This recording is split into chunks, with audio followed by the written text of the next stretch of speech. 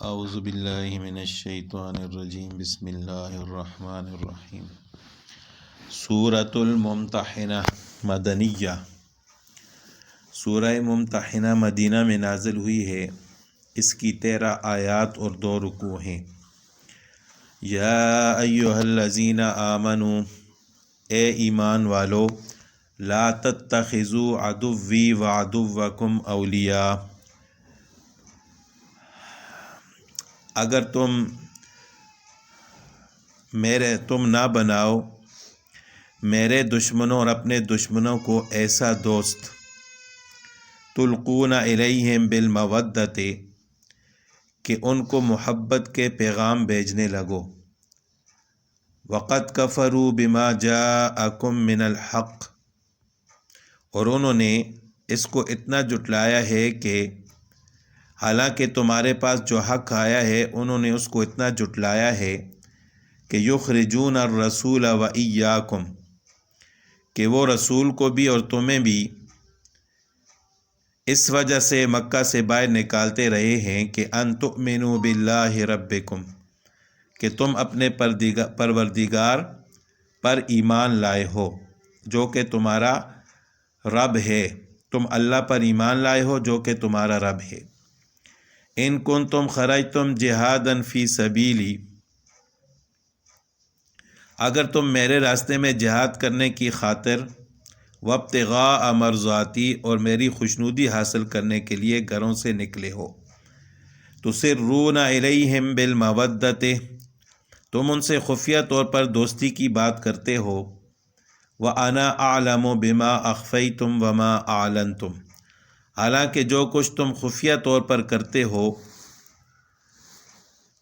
اور جو کچھ اعلانیہ کرتے ہو، میں اس سب کو پوری طرح جانتا ہوں۔ ومن یفعلہ منکم، اور تم میں سے جو کوئی بھی ایسا کرے، فقد ضل سواء السبیل، تو وہ راہ راست سے بھٹک گیا۔ اس صورت کی ابتدائی آیات کا شان نزول یہ ہے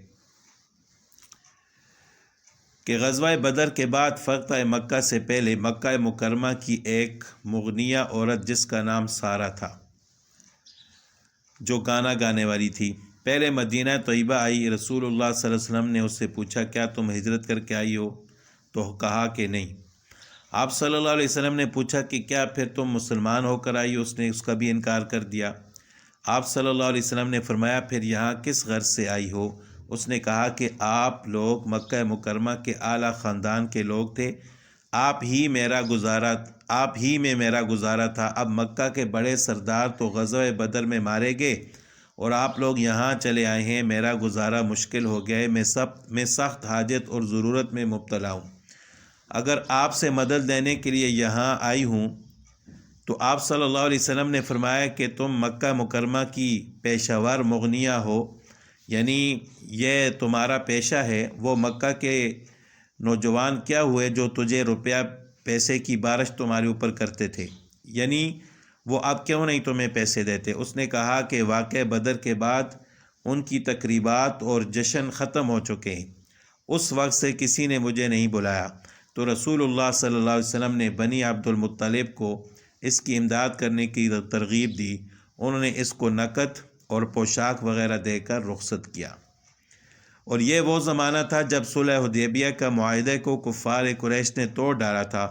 اور رسول اللہ صلی اللہ علیہ وسلم نے کفار مکہ پر حملہ آور ہونے کا ارادہ کر کے اس کی خفیہ تیاری بھی شروع کر دی تھی، اور یہ دعا بھی کی تھی کہ ہمارا راز اہل مکہ پر قبل از وقت فاش نہ ہو۔ ادھر مہاجرین اولین میں ایک صحابی حاتم بن ابی بلتع تھے،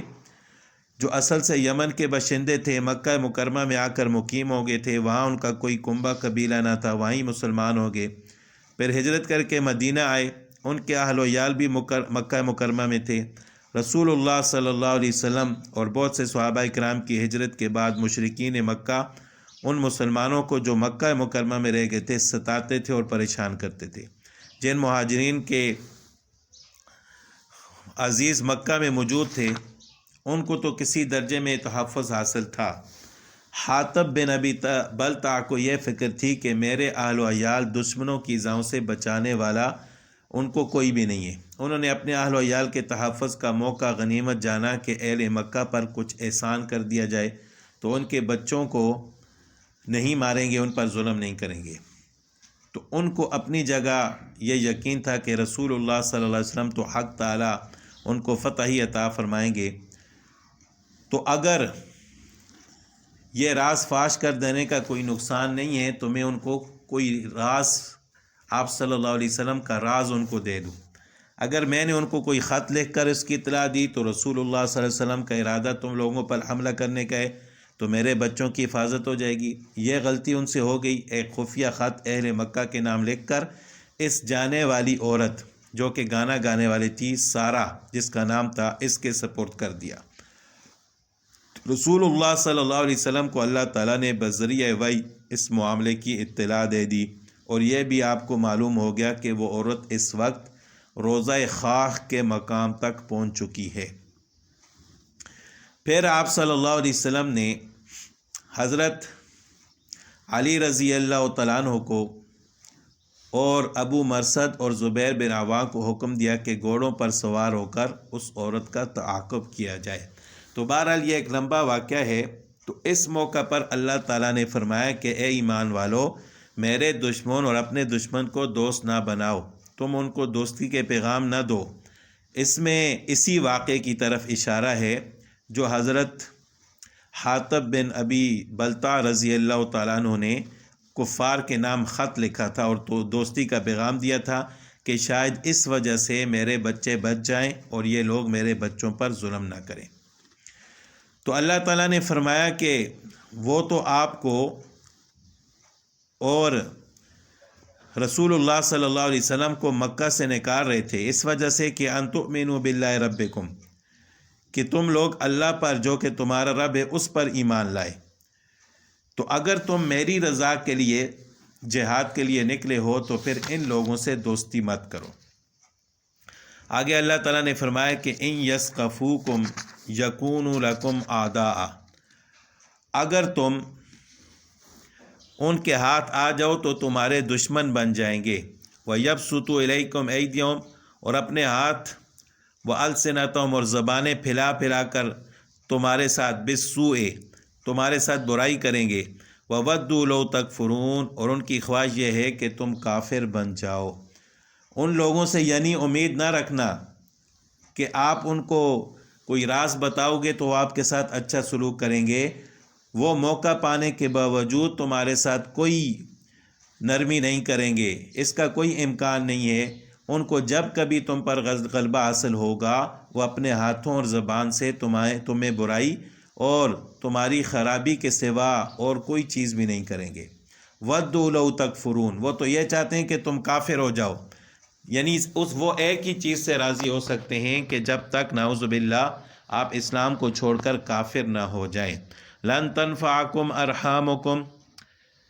وَلَا أَوْلَادُكُمْ يَوْمَ الْقِيَامَةِ، قیامت کے دن نہ تمہاری رشتہ داریاں ہرگز تمہارے کام نہ آئیں گی اور نہ تمہاری اولاد۔ یفصل بینکم، اللہ ہی تمہارے درمیان فیصلہ کرے گا۔ واللہ بما تعملون بصیر، اور جو تم اعمال کرتے ہو اللہ تعالیٰ ان کو دیکھنے والا ہے۔ یعنی قیامت کے دن تمہارے رشتے ناتے، تمہاری اولاد تمہارے کام نہیں آئیں گی۔ یعنی آپ نے اپنی اولاد کو بچانے کے لیے راز فاش کیا تو قیامت کے دن تو یہ اولاد آپ کے کام نہیں آئے گی۔ اللہ تعالیٰ قیامت کے روز یہ سب تعلقات ختم کر دیں گے، وہاں ہر کوئی اپنے آپ کو بچانے کی کوشش کرے گا۔ قد کانت لکم اسوۃ حسنۃ فی ابراہیم، تمہارے لیے ابراہیم اور ان کے ساتھیوں میں بہترین نمونہ ہے۔ والذین معہ، جو ان کے ساتھ تھے۔ اذ قالوا لقومہم، جب انہوں نے اپنی قوم سے کہا تھا، انا براء منکم ومما تعبدون من دون اللہ، کہ ہمارا تم سے اور اللہ کے سوا تم جن جن کی عبادت کرتے ہو ان سے کوئی تعلق نہیں ہے۔ کفرنا بکم، ہم تمہارے عقائد کے منکر ہیں۔ وبدا بیننا وبینکم العداوۃ والبغضاء،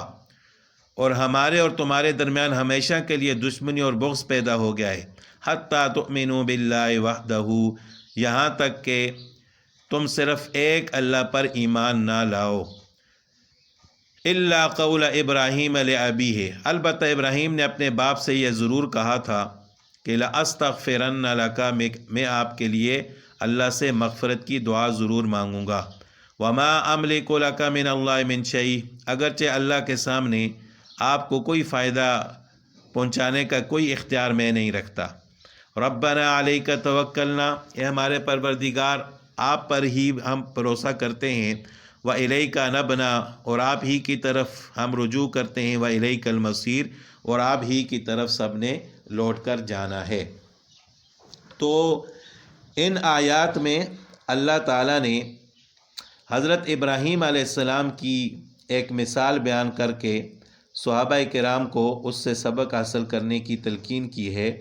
کہ حضرت ابراہیم علیہ السلام کا پورا خاندان مشرک تھا، تو انہوں نے علل اعلان سب سے بیزاری اور برات کا اعلان کر دیا کہ میں آپ سے اور جن کی آپ عبادت کرتے ہو ان سے بیزار ہوں، جب تک تم ایمان نہیں لاتے اس وقت تک میرے اور آپ کے درمیان دشمنی ہے۔ ہاں، صرف انہوں نے اپنے والد کے لیے تھوڑا سا نرم رویہ اختیار کیا تھا کہ لأستغفرن لک، کہ میں آپ کے لیے اللہ سے مغفرت کی دعا کروں گا، اگرچہ اسلام میں کفار کے لیے مغفرت کی دعا کرنا جائز نہیں ہے، لیکن ہو سکتا ہے ابراہیم علیہ السلام کے مذہب میں یہ جائز ہو۔ ربنا لا تجعلنا فتنة للذین کفروا، اے ہمارے رب ہمیں کافروں کا تختہ مشق نہ بنائیے، واغفر لنا ربنا، اور ہمارے پروردگار ہماری مغفرت فرما دیجئے، انک انت العزیز الحکیم، بے شک آپ زبردست حکمت والے ہیں۔ لقد کان لکم فیہم اسوۃ حسنہ، مسلمانوں یقین کرو تمہارے لیے ان لوگوں کے طرز عمل میں بہترین نمونہ ہے، لمن کان یرجو اللہ والیوم الآخر، ہر اس شخص کے لیے جو اللہ اور روز آخرت سے امید رکھتا ہے، ومن یتول فإن اللہ هو الغنی الحمید، اور جو شخص منہ موڑے تو یاد رکھو کہ اللہ سب سے بے نیاز ہے، یعنی جو خود ہی منہ موڑنے والا ہے تو اللہ تعالیٰ کو بھی اس کی کوئی پرواہ نہیں ہے۔ عسى اللہ ان یجعل بینکم وبین الذین عادیتم منہم مودہ، کچھ بعید نہیں کہ اللہ تعالیٰ تمہارے اور جن لوگوں سے تمہاری دشمنی ہے ان کے درمیان دوستی پیدا کر دے، واللہ قدیر، اور اللہ تعالیٰ بڑی قدرت والا ہے، واللہ غفور الرحیم، اور اللہ تعالیٰ بخشنے والا ہے، رحم کرنے والا ہے۔ لا ینہاکم اللہ عن الذین یقاتلونکم فی الدین، اللہ تمہیں اس بات سے منع نہیں کرتا کہ جن لوگوں نے دین کے معاملے میں تم سے جنگ نہیں کی، وَلَمْ يُخْرِجُوكُم مِّن دِيَارِكُمْ، اور تمہیں تمہارے گھروں سے نہیں نکالا، أَن تَبَرُّوهُمْ، کہ ان کے ساتھ تم کوئی نیکی کا، وَتُقْسِطُوا عَلَيْهِمْ، یا انصاف کا معاملہ کرو، إِنَّ اللَّهَ يُحِبُّ الْمُقْسِطِينَ، بے شک اللہ تعالیٰ انصاف کرنے والوں کو پسند فرماتے ہیں۔ اس روایت کے متعلق حضرت اسماء رضی اللہ تعالیٰ عنہ کی والدہ کا واقعہ ہے کہ ان کی والدہ جو ہیں وہ قبیلہ ان کا نام تھا، صدیق اکبر رضی اللہ تعالیٰ عنہ نے زمانہ جاہلیت میں ان کو طلاق دے دی تھی، تو حضرت اسماء اس کے بطن سے تھیں، اور ان کی بہن ام المومنین حضرت عائشہ صدیقہ رضی اللہ تعالیٰ عنہ صدیق اکبر رضی اللہ تعالیٰ عنہ کی دوسری بیوی ام رومان کے بطن سے تھیں، یہ مسلمان ہو گئی تھیں۔ تو اس آیت میں ایسے کفار جنہوں نے مسلمانوں سے مقاتلہ نہیں کیا، ان کے گھروں سے نکالنے میں بھی ان کا کوئی حصہ نہیں تھا، ان کے ساتھ احسان کا معاملہ اور اچھے سلوک اور عدل و انصاف کرنے کی اجازت دی ہے، کہ یعنی وہ آپ کے ساتھ لڑتے نہیں ہیں، آپ کو آپ کے گھروں سے نکالنے کے لیے کوشش نہیں کرتے، تو ایسے مسلمانوں کے ساتھ آپ بے شک تعلق بھی رکھو، ان کے ساتھ اچھا سلوک بھی کرو، جس طرح کہ حضرت اسماء رضی اللہ تعالیٰ عنہ کی والدہ تھی قبیلہ، جن کو پہلے ہی حضرت ابوبکر صدیق رضی اللہ تعالیٰ عنہ نے طلاق دے دی تھی۔ انما ینہاکم اللہ عن الذین قاتلوکم، بے شک اللہ تعالیٰ تو تمہیں اس بات سے منع کرتا ہے کہ جن لوگوں نے آپ کے ساتھ قتال کیا ہے فی الدین، دین کے معاملے میں، وَأَخْرَجُوكُم مِّن دِيَارِكُمْ، اور آپ کو آپ کے گھروں سے نکالا ہے، وَظَاهَرُوا عَلَىٰ إِخْرَاجِكُمْ، اور تمہارے نکالنے میں ایک دوسرے کی مدد کی ہے، أَن تَوَلَّوْهُمْ، اللہ تعالیٰ تمہیں منع کرتے ہیں کہ تم ان سے دوستی رکھو، وَمَن يَتَوَلَّهُمْ فَأُولَٰئِكَ هُمُ الظَّالِمُونَ، تو جن لوگوں نے ان سے دوستی رکھی وہ ظالم لوگ ہیں، یعنی مسلمانوں کے مقابلے میں جنگ و قتال کرنے والے، مسلمانوں کو ان کے گھروں سے نکالنے والے، ان کے ساتھ دوستی کا کوئی امکان نہیں ہے، کوئی گنجائش نہیں ہے۔ ہاں، وہ لوگ مسلمانوں کے ساتھ دشمنی رکھتے ہیں اور پھر مسلمان ان کے ساتھ دوستی رکھیں تو اللہ تعالیٰ فرماتے ہیں فَأُولَٰئِکَ هُمُ الظَّالِمُونَ۔ یا ایھا الذین آمنوا، اے ایمان والو، اذا جاءکم المؤمنات مہاجرات، جب مسلمان ہوتے ہجرت کر کے آئیں، فامتحنوہن، تو ان کو جانچ لیا کرو، ان کا امتحان لیا کرو، اللہ اعلم بایمانہن، اللہ تعالیٰ ان کے ایمان کو زیادہ بہتر جاننے والے ہیں۔ فإن علمتموہن مؤمنات، پھر جب تمہیں یہ معلوم ہو جائے کہ وہ مومن عورتیں ہیں، فلا ترجعوہن الی الکفار، تو انہیں کافروں کے پاس مت بھیجیں، یعنی جب معلوم ہو جائے کہ واقعی یہ مسلمان ہیں، ان کا امتحان لے لو، تو پھر ان کو کفار کی طرف واپس کرنا جائز نہیں ہے۔ لا ہن حل لہم، وہ ان کافروں کے لیے حلال نہیں ہے، ولا ہم یحلون لہن، اور وہ کافر ان کے لیے حلال نہیں ہیں، یعنی یہ عورتیں کافر مردوں پر حلال نہیں ہیں اور نہ کافر مرد ان کے لیے حلال ہو سکتے ہیں، ان سے دوبارہ نکاح کر سکیں، ایسا نہیں ہو سکتا۔ اس آیت نے یہ واضح کر دیا ہے کہ جو عورت کسی کافر کے نکاح میں تھی اور پھر مسلمان ہو گئی تو کافر سے اس کا نکاح خود بخود ختم ہو جاتا ہے، اس کے لیے وہ ہمیشہ ہمیشہ کے لیے حرام ہو جاتی ہے۔ وَآتُوهُم مَّا أَنفَقُوا، اور ان کافروں نے جو کچھ ان عورتوں پر مار کی صورت میں خرچ کیا ہے وہ انہیں ادا کر دو، یعنی مہاجر مومنہ کے کافر شوہر نے اس کے نکاح میں جو مار وغیرہ اس کو دیا تھا وہ سب اس کے شوہر کو واپس دیا جائے۔ وَلَا جُنَاحَ عَلَيْكُمْ أَن تَنكِحُوهُنَّ، اور تم پر ان عورتوں سے نکاح کرنے میں کوئی گناہ نہیں ہے، اذا آتیتموہن اجورہن، جب کہ تم نے ان کو مار انہیں ادا کر دیا ہو۔ وَلَا تُمْسِكُوا بِعِصَمِ الْكَوَافِرِ، اور ان تم کافروں کی عصمتیں اپنے قبضے میں باقی نہ رکھو۔ وَاسْأَلُوا مَا أَنفَقْتُمْ، جو کچھ تم سے خرچ کیا تھا، جو کچھ تم نے خرچ کیا تھا، ما انفقتم، ان کے نئے شوہروں سے مانگ لو، وَلْيَسْأَلُوا مَا أَنفَقُوا، اور انہوں نے جو کچھ خرچ کیا تھا وہ ان سے مانگ لیں۔ وَاللَّهُ يَحْكُمُ ذَلِكُمْ حُكْمُ اللَّهِ يَحْكُمُ بَيْنَكُمْ، یہ اللہ کا فیصلہ ہے، وہی تمہارے درمیان فیصلہ کرتا ہے۔ وَاللَّهُ عَلِيمٌ حَكِيمٌ، اور اللہ تعالیٰ بڑے علم والے، بڑے حکمت والے ہیں۔ وَإِنْ فَاتَكُمْ شَيْءٌ مِّنْ أَزْوَاجِكُمْ، اور اگر تمہاری بیویوں میں سے کوئی کافروں کے پاس جا کر تمہارے ہاتھ سے نکل جائے، إِلَى الْكُفَّارِ، کافروں کے پاس جا کر، فَعَاقَبْتُمْ، پھر تمہیں نوبت آ جائے، تمہاری نوبت آئے، فَآتُوا الَّذِينَ ذَهَبَتْ أَزْوَاجُهُمْ مِثْلَ مَا أَنفَقُوا، تو جن لوگوں کی بیویاں جاتے رہیں ان کو اتنی رقم ادا کر دو،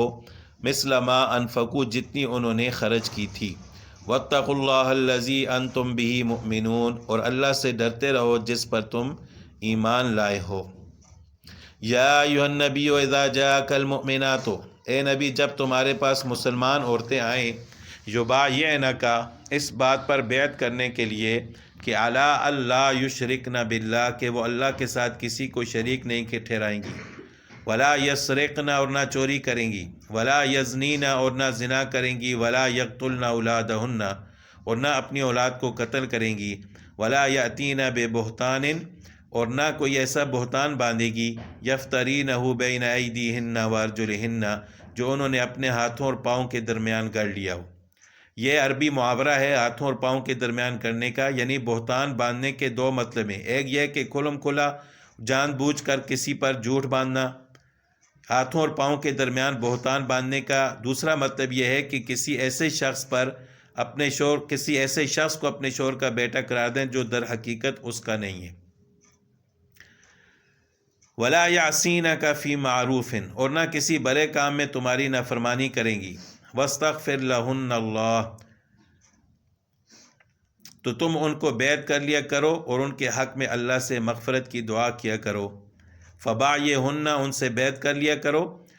اور ان کے لیے اللہ سے مغفرت کی دعا کیا کرو۔ ان اللہ غفور الرحیم، بے شک اللہ تعالیٰ بخشنے والا بہت مہربان ہے۔